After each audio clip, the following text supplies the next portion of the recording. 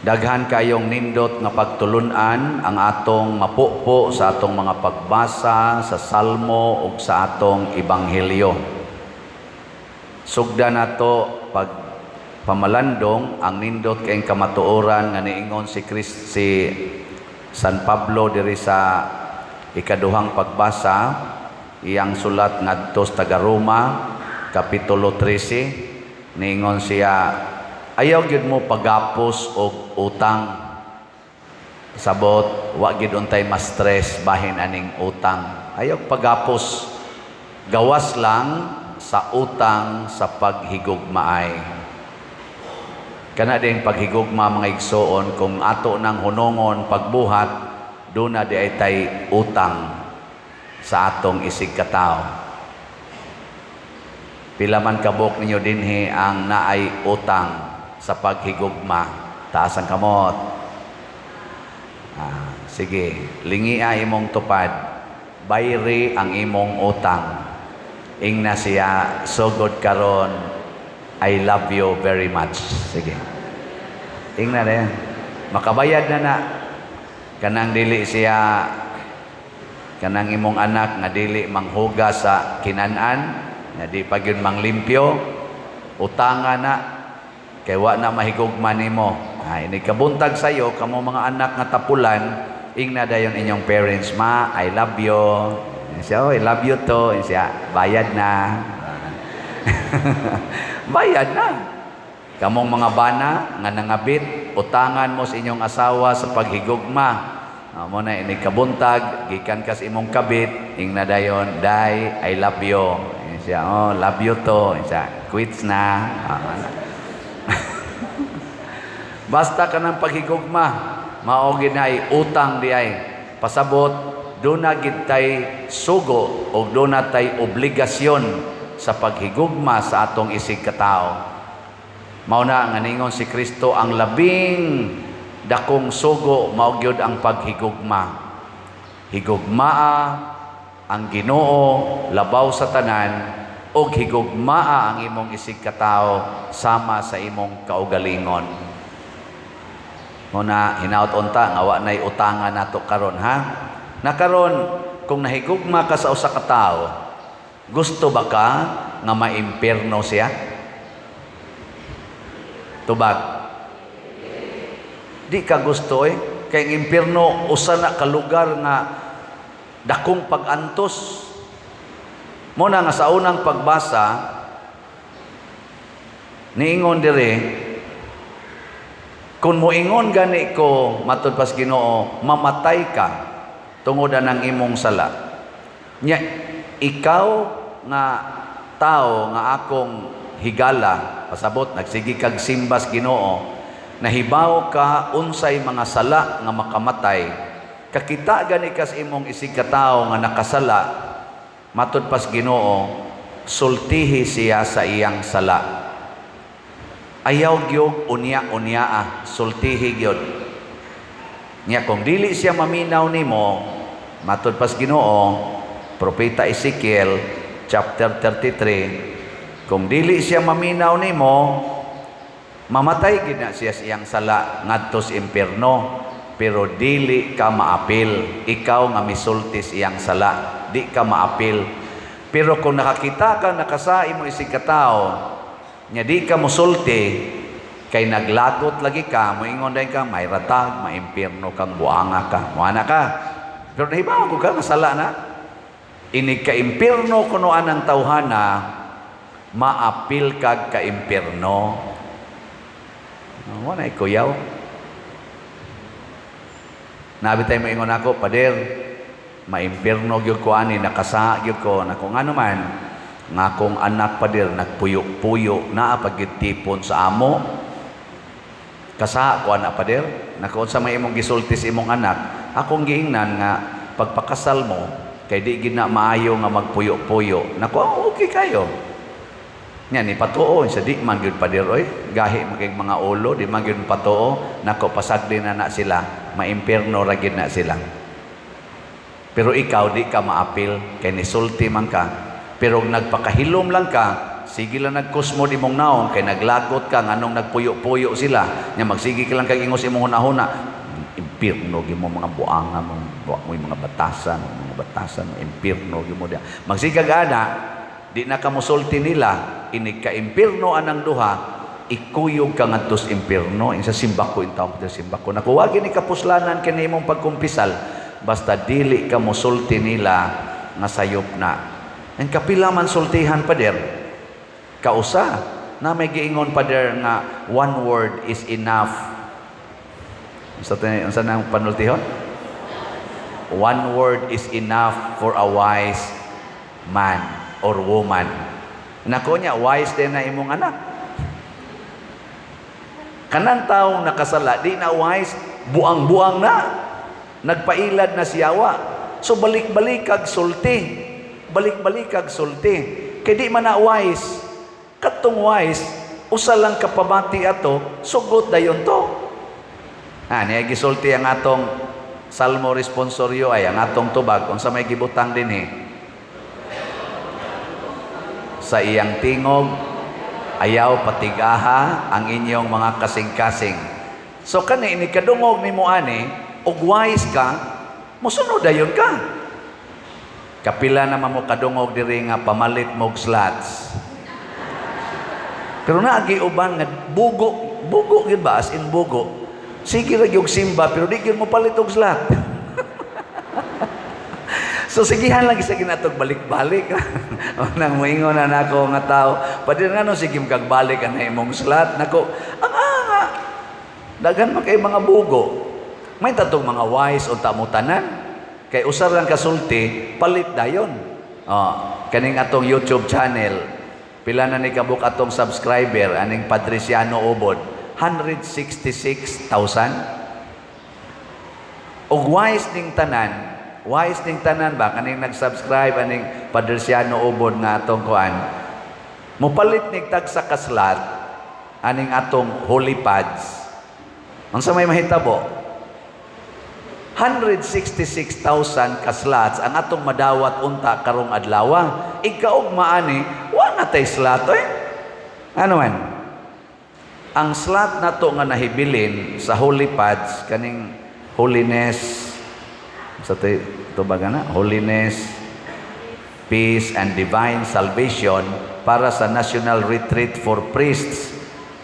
Ang nahibilin 79,862 na lang ka slots. Ang atong halin niabot nag 20,138 ka slots. Pakpaka na to biyang namalit. Kaning namalit mo ni sila yung mga wise. Nga inikadungog nila sa tingog sa Ginoo, ila dayong sundon. Di apay 79,862. Unya kanang 166 nga subscriber o wise gina sila. Hatag lang na sila tag one slot. 100 pesos ra gunang one slot god. Ay ibuhot-buhot ra maginas uban usa ka adlaw mo sobra pa magi kanang ana-ana. Ana-ana ba? Sobra pa magi na 100. Nya kada adlaw pag gina sila mohimo ana. Sobra magani usahay 100 kanang ipatad nila ng swertres kada adlaw pagid mohimo ana pirmi pag yung pildi. Bisag kaning tanang parishioners dinhi mamalit mo tag sa kaslat tulo ka semana hurot na ni ay. Di ba? Labaw nas online parishioners. Gilingi ay mong tupad ing na wise ka. Ing na ba na wise ka?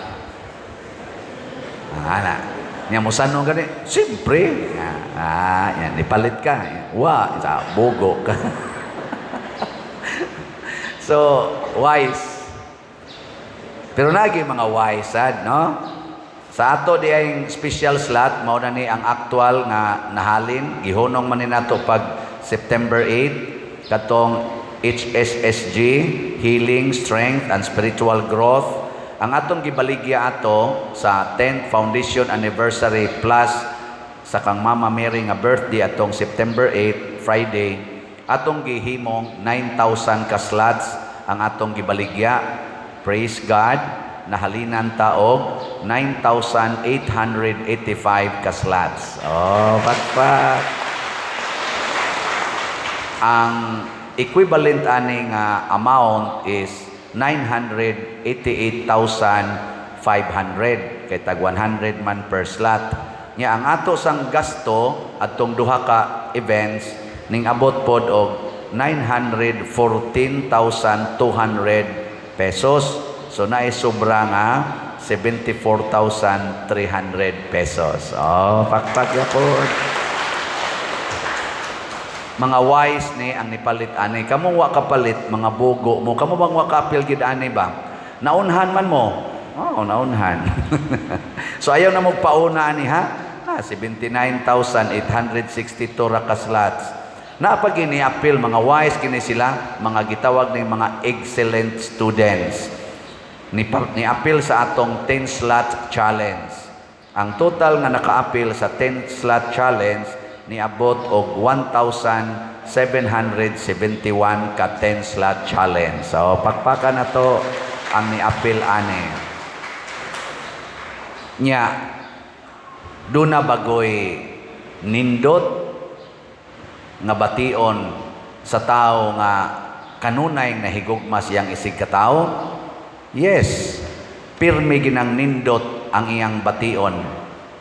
Matod pa sa Ginoo, gisulti nako ninyo kini diha sa John chapter 15. Ingon siya, paghigugma ay kamo sama sa akong paghigugma kaninyo. Akong gisulti kining maong pulong aron ang akong kalipay mainyong kalipay ug ang inyong kalipay mahimong hingpit. Perfect joy.